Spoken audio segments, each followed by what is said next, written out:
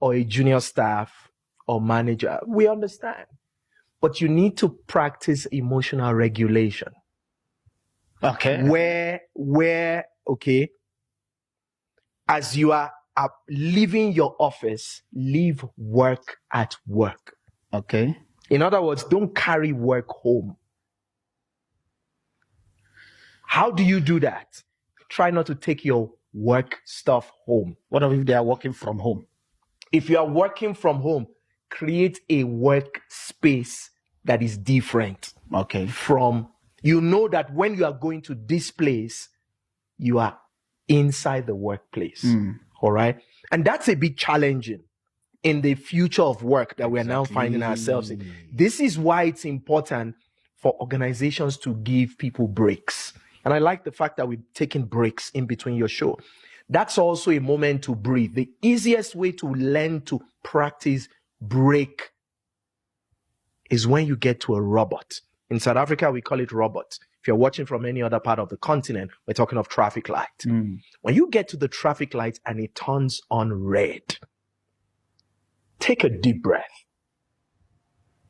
Let that be a mode to help you regulate your emotion. Rather than revving the engine of the car, Waiting to fly.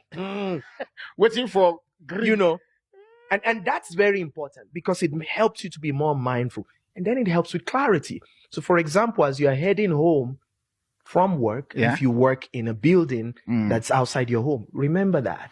If you're also working from home, remember that you need to separate it. It might be hard, but it's possible. In other words, things around work, keep them away from the dining table. If the dining table is where you guys do your work, then ask for permission, all right, to have a portion of the dining table as your workspace. And once you are done with work, shut down the computer, put it in a bag, so you know that you are not going there. And then we need to advocate for continuous improvement. Feedback is important. Many of us don't get feedback for the things we do. All right, we need to be open to feedback. And that feedback helps. Once you get feedback, it helps you to know where you are on the scale.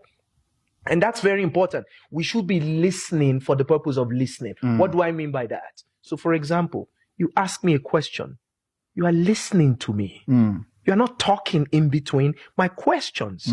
Many people, when they ask questions, they ask to respond.